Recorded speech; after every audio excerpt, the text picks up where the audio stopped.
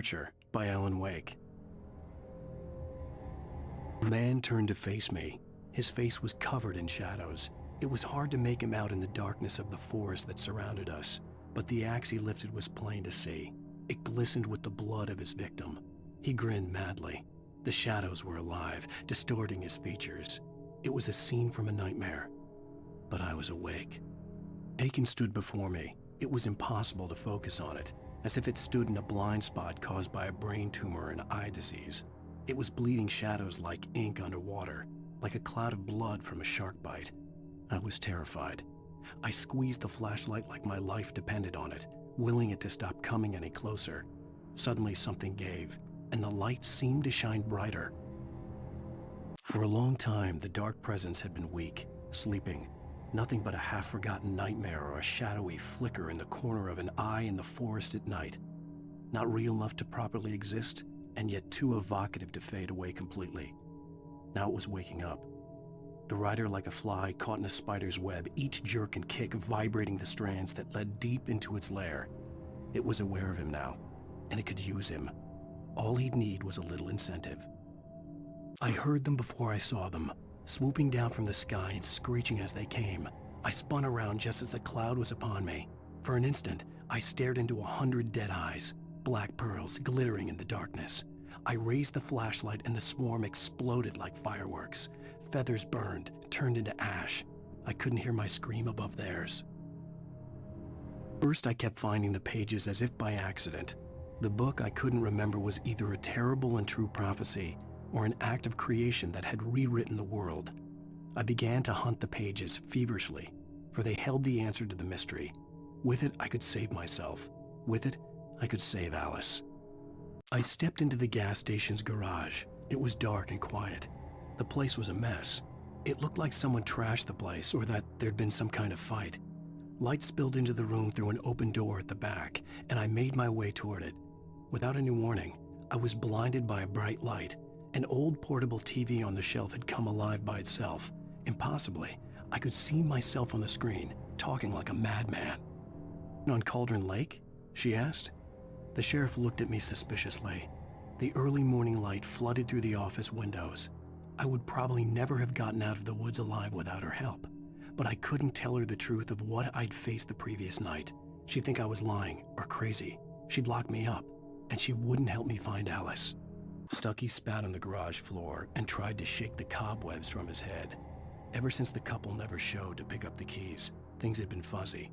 Something, a feeling caught his attention. Stucky looked up and stared as his brain tried in vain to process the horror before him. He stumbled back, knocking over a can of oil. A black pool spread across the floor while he struggled for a brief moment, then let go as the unrelenting darkness engulfed him. Rose knew she had been gushing, but right now she didn't care. As far as she was concerned, her brief meeting with Alan Wake was literally the high point of her life. She watched as he got in the car with his wife. She was pretty, confident, at ease with Wake. Not like Rose. They were perfect for each other. She'd have given anything to be called their friend. Wheeler was bouncing off the walls. He jumped on a plane after his calls were ignored by both Al and Alice for several days. It could mean that they were both on a second honeymoon, but Barry didn't buy it.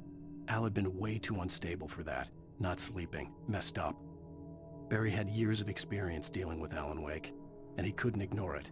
Something was wrong. He knew the smell. It was the man, the nice man who always gave him treats and never got tired of playing with him. Toby wagged his tail in excited anticipation and gave a joyous bark. Then there was another smell, a wrong smell, and it was alien enough to stop Toby in his tracks. Confused, he growled deep in his throat. The wrong smell came from the nice man. Blind animal terror pierced the dog's brain an instant before the axe followed suit. Barry took another sip of the heavenly coffee. He grinned at Rose. Surely this was love. Rose gushed on breathlessly. "The new one will be a masterpiece, I know it. You must tell him not to listen to the trolls in the forums saying Departure will never get finished. He should take his time and make it perfect. I can wait."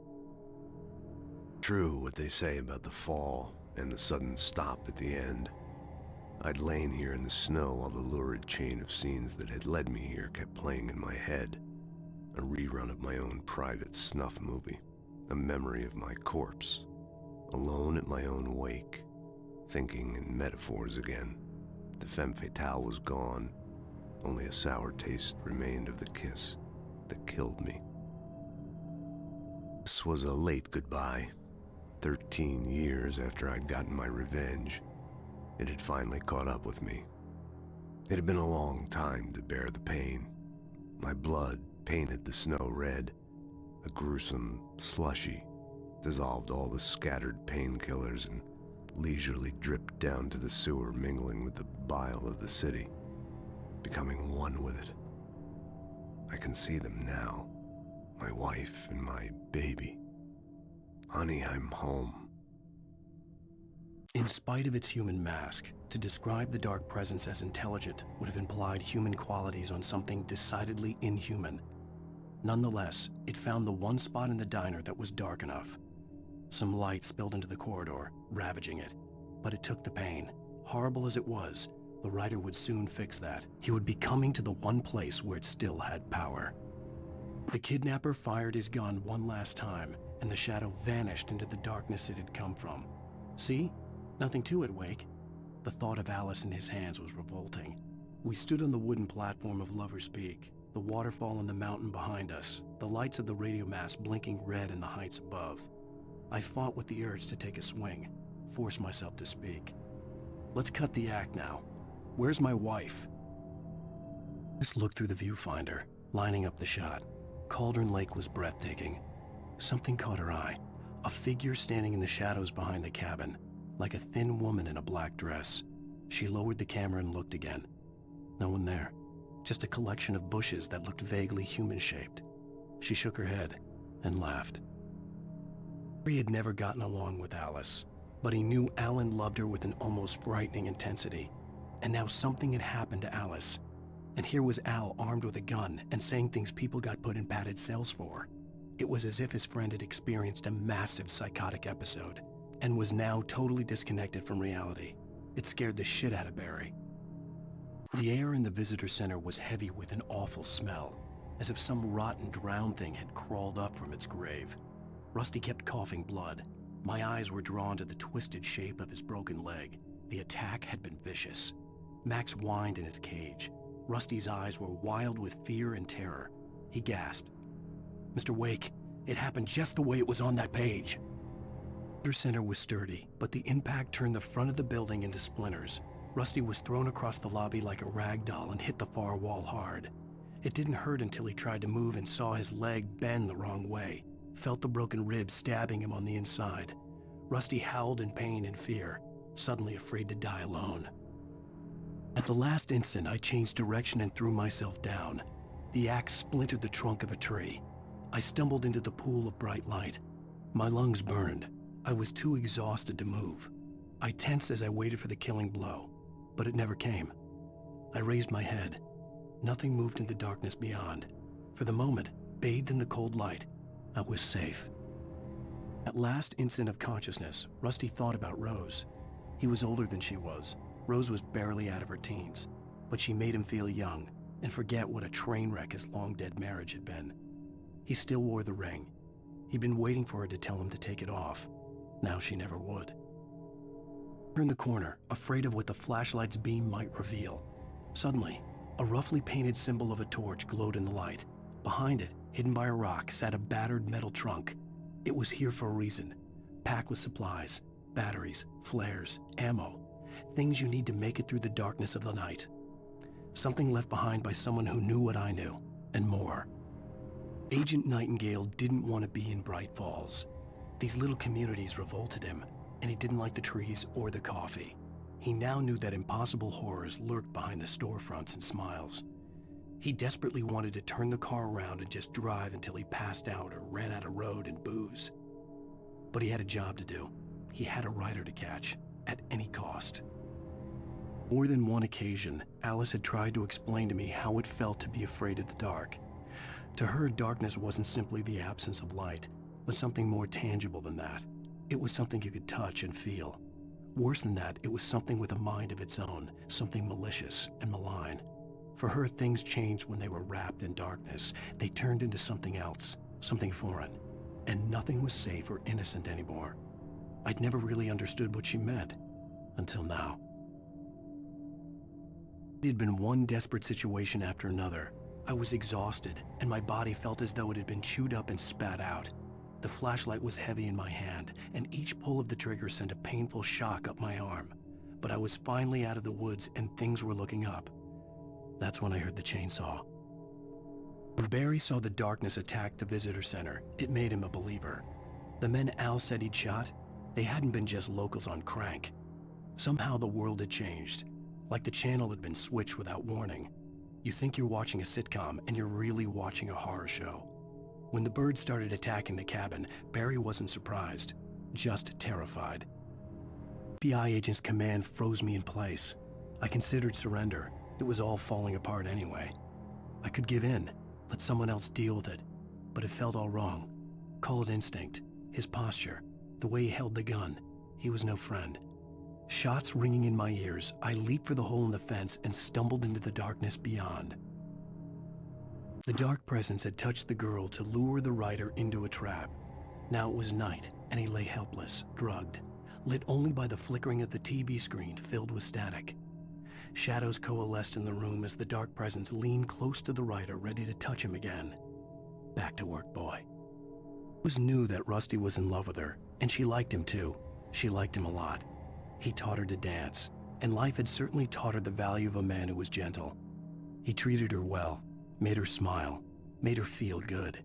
But Rusty wasn't the prince of her dreams, and that tended to underline the unbearable truth. She was no closer to that Hollywood magic than he was.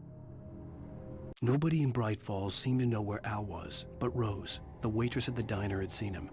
From what Barry could tell, Al pretty much fell off the face of the earth when he left the diner. Rose was just the kind of fan that Al hated, but she really tried to help. She was smart too, knew a lot about what was going on in the town, knew a lot about Al, even knew who Barry was. Barry liked her. That was no big surprise. When it came to women, Barry and Al rarely saw eye to eye. Sarah didn't care about the legal threats Wake's agent had made. She let Wake go without argument, because there was something about him she couldn't quite put her finger on, something that reminded her of her father. She didn't think Wake would hurt his wife. Then she thought about the way he waded into Hartman, that hair-trigger rage flaring up without warning. The logging site was a mess. The modular office had been pushed off the cliff. Deputy Thornton climbed up from the wreckage excited, breathing hard from the exertion. Nobody there. It's weird. Don't you think that's weird? Bored, Mulligan let out a mighty snort. Hell, it's always weird, Thornton. Just a question of sorting out what kind of weird it is this time around. Shadows stirred and the wind picked up as I ran through the forest. I felt the dark presence turning its gaze toward me. Then the moonlight was blotted out by dark shadows that raced violently across the ground, moving too swiftly to be natural. Darkness gathered between the trees and melted again to reveal the Taken. No natural path had brought them here. There was no misunderstanding. Cauldron Lake was where Alice and I had stayed, but there was no cabin and no island. I was missing a week. What had happened to me? What had happened to Alice? I had to get her back. I couldn't face life without her. Mr. Randolph liked Rose, that little smile she had, how she was still sweet when life had tried so hard to make her bitter. It wasn't any of his business what she did in her trailer, but those strangers, the writer and his smart-ass sidekick, looked like trouble, and they'd been in there for hours, way past her normal bedtime. He reached for the phone and called the sheriff's station. For decades, the darkness that wore Barbara Jagger's skin slept fitfully in the dark place that was its home and prison. It was hungry and in pain. It dreamed of its nights of glory when the poet's writing had called it from the depths and given it a brief, terrible taste of power and freedom. The rock stars had stirred it from the deep sleep the poet had sunk it back to in the end.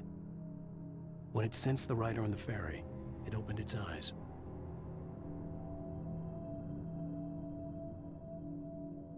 Gale stared through the broken studio window into the dark woods. He turned around, started to walk out, but Maine grabbed his arm. "Young man, you almost shot me. You don't shoot off rounds at people like that. What's the matter with you?" Nightingale shook his arm free, marched out. His cheeks burned with rage and humiliation. Sarah trusted her gut, and her gut said Agent Nightingale was an asshole. He felt wrong, and it wasn't just the smell of stale booze. It was in the way he flashed his badge, pulled rank, the look in his eyes when he wanted answers. Where was Alan Wake? What was this about an accident? Where was his wife? And most importantly, why did she let Wake go? He wouldn't answer her questions. Federal business was all he'd say. The pipe wrenched itself loose from the bridge's steel framework. Wrapped in darkness, it floated in midair, twitching. For a moment, I didn't understand what I was looking at. The heavy object lurched at me with impossible force. I threw myself out of the way, but just barely. When I turned my flashlight on it, it shook in a dark rage before it flew at me again. Slammed the door shut right in his smug face. He pleaded for me to open the door. True to form, the asshole actually thought I would obey. I had no sympathy left, no guilt either, not for him. I took a moment to savor the scream. I bet I had a smile on my face. It was all that I had time for. The dark presence was inside the lodge with me. Darkness surged towards me, sucking everything loose from the ground into its depths, tugging at my clothes. I saw the flare the kidnapper had dropped and threw myself towards it just as I felt my feet leave the ground. The darkness embraced me with the force of a tornado. Somehow I managed to light the flare. The darkness roared and cast me away. I fell toward the dark waters of the lake far below. Rose didn't know how the strange old lady got in her trailer, and she looked wrong somehow. The woman showed her teeth in an approximation of a smile and traced a finger down Rose's cheek. "Pretty girl," she said. Rose felt as if she was falling asleep, but her knees didn't buckle. The crone spoke in a whisper, her words ice cold and dark in Rose's ear. By the dark presence, Rose was lost in a dreamland where everything was drawn in black and gray crayons. The old lady had promised her that all her wishes would come true. She would be Alan Wake's muse. She was smiling so hard it hurt her face. She crushed a bottle full of sleeping pills into the coffee. Deep down inside, she was screaming in terror.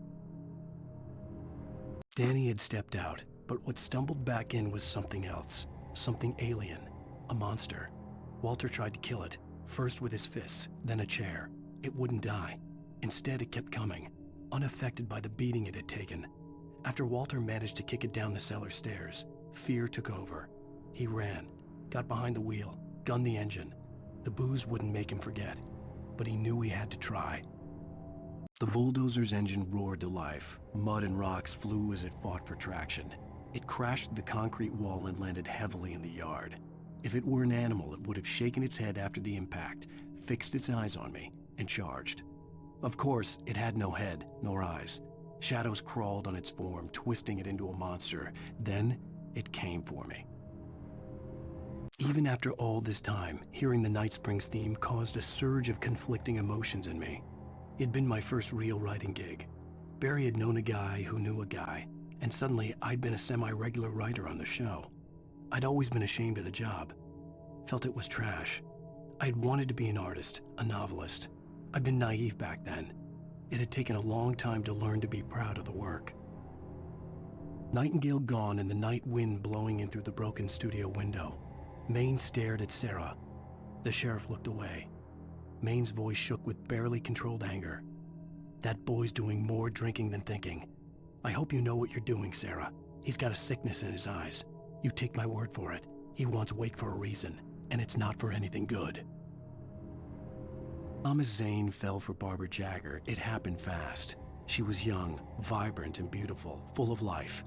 He had never been a very happy man, and without any seeming effort, she had changed all that. Zane felt good for the first time in his life. Everything she did was another piece of a jigsaw puzzle he hadn't even known he'd been missing. And best of all, she made the words flow, strong and sharp. She was his muse. Some of the taken retained echoes of their former selves, but these were just the nerve twitches of a dead thing. Nothing remained but a shell covered and filled with darkness. In most cases, these puppets were enough for the purposes of the dark presence. But for anything more elaborate, as with the writer, it was different. It needed his mind. And so rather than taking him over completely, it merely touched him. I stared through the bars of the jail cell. Barry stood behind me, swaying on his feet, looking as ill as I felt. Agent Nightingale stood on the other side of the bars with Sheriff Breaker. Nightingale had a stack of manuscript pages in his hand. He seemed unhinged as he gloated. "Well, I've got you now, Raymond Chandler. It's all here, all the evidence, including conspiracy to murder a federal agent." Things were never as simple in real life as in fiction. I had lost count of the times I had wished there'd be a clear reason for my writer's block. Something to fight, something to lash out on. There wasn't. I was filled with doubt. I was nothing like the hero in my books. Alex Casey had gone through his life with single-minded determination, never wavering from his goal. Even now, I was angry at myself, angry at Alice, angry at Barry. I was fumbling and I had no plan. Even behind the closed doors and curtains of his grimy room at the Majestic, the local motel, Nightingale could feel the locals' eyes on him, the unrelenting pressure of their judgment. He forced it out of his mind. For all he knew, they could all be under Wake's spell already. You do what you have to do to get the job done. He took comfort from the bottle in his hand. Please, he thought, just let me get through this. Maud had checked all of Stuckey's rental cabins. There had been no sign of the Wakes. It was dark when he'd found their car parked at the end of the road by Cauldron Lake. It made no sense. They must have taken a wrong turn, but there was no sign of them, and the car had been there for hours already. Frustrated, Mott stood on the rotten ruin of the footbridge that had once led to Diver's Isle before it sank beneath the waves years ago. The boss wouldn't be happy. I tried to hold on to Alice, but her form melted away. I was losing control. Dr. Hartman stood in her place. I wanted to hit him, but my arms were jelly. He smiled. It was a reassuring smile, and I hated him for it. "I had to give you a sedative. Don't fight it. You went through another rough period. Right now, it's very important that you stay calm. We don't want you to have another episode. You're a patient at my clinic. Have been for a while now." Mott, spying on the writer on the ferry, had been a disappointment. His boss had made Wake out to be something special, but Mott hadn't been impressed. He'd gotten a good long look at the wife, though, and he liked what he saw. Mott had fantasized about goading Wake into a fight, but it hadn't happened. Still, he'd get his chance to see if the writer had anything in him. He'd been promised as much. Hunters were big, thick-set men, confident and at home in the woods. They were feeling good, running on beer, ghost stories, and camaraderie late into the night. It did them no good, as they were taken by the dark presence, sucked deep into a darkness far worse than any ghost story they ever told or heard. Doc sat down heavily. He examined Barry and Rose. Barry was already recovering. Rose was another story. She was conscious, but she was barely present, almost delirious, disturbed, touched in the head, they used to say. It wasn't the first time Doc had seen someone in such a state, but it had been over 30 years. Doc poured himself a stiff drink. He hadn't forgotten a thing. I lifted the page in front of my eyes and read it. In it, I lifted the page in front of my eyes and read it. In it, I lifted the page in front of my eyes and read it. In it, I lifted the page in front of my eyes and read it. In it, I lifted the page in front of my eyes and read it. In it, I lifted the page in front of my eyes and read it. Lightning flashed behind the windows of Cauldron Lake Lodge. Tor Anderson laughed and held the steel hammer above his head. Nurse Sinclair was trying to calm him down without success. Tor grinned madly and shouted, "My hammer's up. Here's a friendly poke from Molnir, wench." He brought the hammer down with all his might on Sinclair's head. "We're on a comeback tour, baby." Dane could feel the poems, taking form, shaping things. As he experimented, he imagined he could almost feel the power surging through the keys of the typewriter. It exhilarated him. But there was fear, too. If not for his young assistant Emile, he would have given it up. But Emile convinced him otherwise. He, too, had a way with words. Hartman kept talking, giving Barry the grand tour, clearly proud of the place. He went on and on about his hunting trophies, and Barry was impressed. But he was here on business. He raised his voice, cut through the monologue. "Hey, Hartman, where's Al?" Hartman stopped in mid-sentence, annoyed at the interruption. He nodded at the hulking orderly standing nearby. The man smiled and clapped a practiced hand on Barry's shoulder. Hartman followed the fall of Alan Wake with his binoculars. When the rider hit the water, he ordered Jack to take the boat to him. The spot was easy to see in the dark, even with all the extra lights in the boat. The flare floated and kept burning even in the water. Jack turned the radio louder as the engine sputtered. The music was rough and clanking, something the Anderson brothers would no doubt have enjoyed. But Hartman chose to ignore it. Wake was finally within his reach. Hartman knew he was no creator. He had no ambitions on that front, and he certainly didn't want to end up like every artist he had worked with here, damaged in ways that were hard to describe, or worse. It was enough for Hartman to maintain creative control and provide direction, to be a producer. That was what most of these people were in need of anyway. Of course, suitable subjects were few and far in between. Stared at the Viking paraphernalia that littered the area, surrounding an unlikely centerpiece. A full-size stage complete with an impressive sound system with all the trimmings, including a dragon. It took a special kind of crazy to build something like this in a remote field. When the sky split open with a deafening boom and the music started blasting, it felt strangely appropriate. For the moment, Barry was just glad he had survived the fall. He had been separated from Al, and there was no easy way to climb back up. He told himself he'd be okay in the gloomy forest at night. He would just have to wait for a while for Al to find his way down. Barry turned when he heard the heavy footsteps and saw the movement. The man-shaped shadow lunged at him from the bushes, an axe held high. Barry screamed and threw up his hand. The world exploded. Mott knew that Wake was smarter than him. Wake had more money, a beautiful wife, everything. And Hartman said Wake was important. That made him better than Mott. But Mott was calling the shots now. He'd expected Wake to whimper and grovel, but instead, he seemed willing to fight. Mott knew he'd gotten under Wake's skin. If only Mott actually had his wife. The thought made him shiver.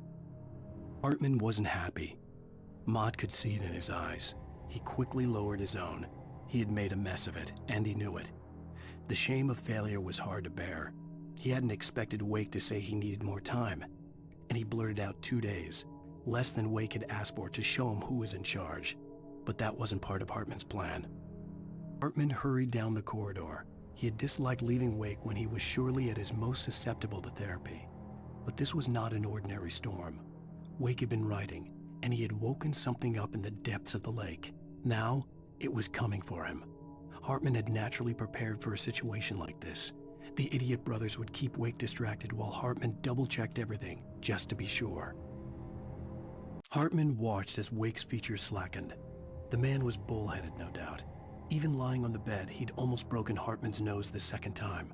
But with a little time, he could break Wake down, give him proper direction. Wake was easily the most promising subject he had had. Well, since Tom, really. "Sleep well, Alan," Hartman whispered with a smile. "Let me take care of you." He sniffed hard to clear his throbbing nose, swallowed blood, and barely tasted it. Agent Nightingale stared at the passed-out rider. The man was sleeping off one hell of a night. Nightingale felt a stab of envy at Wake's oblivion, but he had a job to do. He put the gun to Wake's head and almost became a murderer. His hand shook and his throat felt tight and dry. Biting his teeth, he tried again to pull the trigger. He lost the nerve.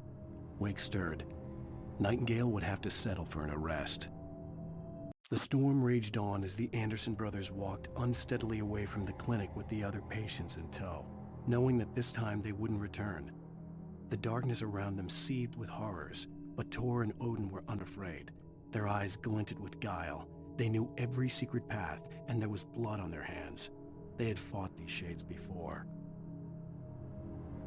Dark presence followed the choreography laid out to it in the manuscript, growing stronger and stronger, moving like a storm from one scene of destruction to the next.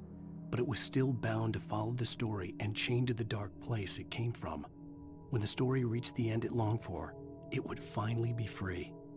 It's 1976. Madness reigns at the Anderson farm. Contrary to all logic, the headiest ingredient of their moonshine is unfiltered water from Cauldron Lake. The Andersons feel like gods. Odin can't stop laughing. He contemplates cutting his eye out. Tor runs across the field, naked, shrieking, hammer in his hand, trying to catch lightning. Their songs have power. Something ancient is stirring in the depths, coming back.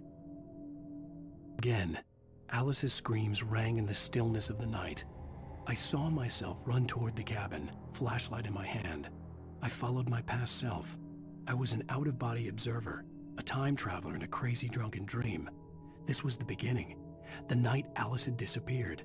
The mystery of what had happened during the missing week was about to reveal itself. He stopped the car at the Anderson farm. Walter felt relieved. Oblivion was close at hand.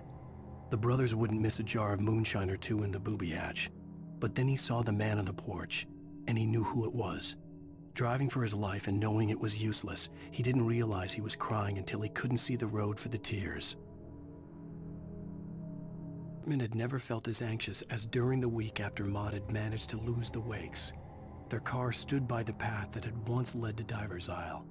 Hartman thought about Thomas Ains's cabin in the depths. It was only a matter of time before Wake started writing. They had to be found, and fast. The moment he heard on the police radio that Sheriff Breaker had picked up Wake, he was already in his car driving toward town. The moment, Hartman considered strangling the idiot. Mott was mean-spirited, but easily manipulated, an emotional infant who lived for his approval. Wake, by contrast, was a far more difficult subject. Mott had given him too much leash. In 2 days, who knew what could happen? Hartman would have to find a way to rein him in, and quickly. Deputy Mulligan tuned Thornton's chatter out. He didn't think writers were particularly useful people, and a huge manhunt for one struck him as idiotic. Certainly not worth the missed opportunity for coffee and pie. It wasn't even clear what the man had done, except run from them at the trailer park. Mulligan knew he wasn't alone. The sheriff's patience with the Fed was running out. The deputies hauled Wake and Wheeler away. Agent Nightingale eagerly examined the stack of papers Wake had been carrying. It was incomplete, a collection of random pages, but there was enough. He saw his own name in there, among others. His hand shook with emotion. Finally, it was proof. He had been right all along. Nightingale tried to make sense of the manuscript. It was disjointed and strange. He didn't understand half of it, but it all rang true. Impossibly true. He took out his hip flask when he reached the page that described how he reached the page that made him take out his hip flask. It wasn't the booze that made his mind reel. Nightingale felt the situation veering out of his control, but the gun at least felt steady in his hands. He was ready to fire, resolved that he would let this happen over his dead body. And yet he hesitated. He had seen this moment before, read it in the page. He was transfixed by the déjà vu and the horror that he was a character in a story someone had written. Then the monstrous presence burst in behind him and dragged him into the night. The darkness that wore Barbara Jagger's face was furious. The story in the manuscript had been making it stronger all the time, but now the light had set the writer free and hurt it, weakened it. It was only a matter of days before the dark presence would be strong again, but meanwhile, it would be difficult to recapture the writer. Thea Weaver worked hard, following her obsessive rituals, sometimes fighting them, always giving in to them in the end. She haunted the halls of Bright Falls abandoned power plant. She marked her caches with light-sensitive paint that could only be seen by eyes that had been touched by darkness and saved by light like she'd been. She was preparing defenses and supply lines for the war she knew would come. The war between the forces of light and darkness. For it to be free, the dark presence needed the writer to finish the story. Again and again, the story let it get frustratingly close to the writer without letting it capture him. It was bound by the events depicted in the manuscript, but it could pursue the writer indirectly, put others on the task and stop those who would help him. It took over everything in its path, made them its puppets, and sent them after Alan Wake. Alice had screamed until she had no voice left to scream. Around her, the darkness was alive. It was cold and wet and malevolent and without end. She was a prisoner, trapped in the dark place. The terror would have burned her mind out, but one thing made her hang on. She could sense Alan in the dark. She could hear him. She could see the words he was writing as flickering shadows. He sensed her too. He was trying to work his way to her. Barry was in his element, making calls, making things happen, even if he didn't entirely know what those things were. He wouldn't let the hot sheriff chick down. Even if every noise he heard from outside, and he heard plenty, made him jump. He had only paused to text Al a message, told him to hurry up. Suddenly, Barry froze in mid-dial. A window broke somewhere in the building, and then the lights went out. He got back to his feet inside the Bright Falls General Store and dusted himself off. Right next to the cans of baked beans was a locked case filled with flare guns, and yet here was a conveniently placed barrel of crowbars. Barry's smile widened as he realized that this was the classic movie scene where the hero had to gear up and arm himself to the teeth. Barry threw himself into the role. The story I had written in the cabin had come true. Touched by the dark presence, I had written a horror story, but the end was still missing. The story was incomplete, and the last unfinished page of the manuscript still sat in the typewriter in the cabin study. If I could get back there, if I could read the page, then I could write my own ending to this story and save Alice. Sarah was almost starting to relax. Maybe they could turn this into a win yet. Suddenly, there was a piercing sound, like a table saw gone wild, as 100 birds made out of shadows swarmed into the rotor. The chopper bucked wildly and the board lit up, telling her what she already knew. They were going down. Barry Wheeler screamed next to her. Thomas Zane knew he had to remove all that had made this horror possible, including himself. That was the only way to banish the dark presence he had unleashed and now looked at him through the eyes of his dead love. But he also knew that despite his best efforts, it might someday return. So even as he wrote himself and his work out of existence, he added a loophole as insurance, an exception to the rule. Anything of his stored in a shoebox would remain. Her way through the water pipe alone, Cynthia was angry at the writer. Foolish young man, taking unnecessary risks. And the way he broke the rules. Didn't he understand what was at stake? Since the terrible days in the 70s, she hadn't wavered once, as hard as it had been. She was tired of protecting the town all these long years, and now only wanted to rest. Poet in the Muse, lyrics by Old Gods of Asgard, the chorus. And now to see your love set free, you will need the witch's cabin key. Find the Lady of the Light, gone mad with the night. Find the Lady of the Light, still raving in the night. That's how you reshape destiny. Children of the Elder God lyrics by Old Gods of Asgard. The first verse and chorus. Warriors, torchbearers, come redeem our dreams. Shine a light upon this night of otherworldly fiends. Odin's might be your guide, divorce you from the sane. Hammer's way will have its say, rise up in their name. O memory and thought, jet black and clawed, children of the Elder God, scourge of light upon the dark. Children of the Elder God lyrics by Old Gods of Asgard, the second verse and chorus. Scratching hag, you can rake your claws and gnash your crooked teeth. You've taken slaves like ocean waves, now feel the ocean seethe. Father Tor bless the war between the dark and light. In their songs let their wrongs bring disillusion's night. O memory and thought, jet black and clawed, children of the Elder God, scourge of light upon the dark. Dark Presence was no longer trying to capture the writer so he could create the ending it wanted. The writer knew too much. He was too strong. And he carried a weapon left behind by Thomas Zane, something that could hurt it. Now, the darkness was doing everything in its power to simply stop the writer from ever reaching Cauldron Lake and the dark place it came from. The bottom of Cauldron Lake was a graveyard of things the lake had claimed in one way or another over the decades. The dark presence brought them up in its wake, scattering the rotten waterlogged hull of an old boat here, the remains of a long-ago crashed airplane there, trees shattered under the impacts. The earth groaned. It didn't even notice. Zane cut its heart out, but it didn't die. The thing that wore Barbara's face kept crooning sweet nothings sugar-laced with poison. He put on the suit, untied the monster from the chair. The thing in his arms thrashed weakly, but he held fast. He stepped outside, off the pier, and into the dark water, a sinking pinprick of light descending toward a bottom that never came. The dark place I found myself in was unlike anything I could ever have imagined. It wasn't solid. It flowed. It was conceptual and subjective. For someone else, an artist in another field, it would have been very different. I could sense the story of the manuscript all around me, the words and ideas floating in the air, poised to become real. After Zane had gone, I stood alone in the shifting dream that was the dark place. I had to find a way to the cabin.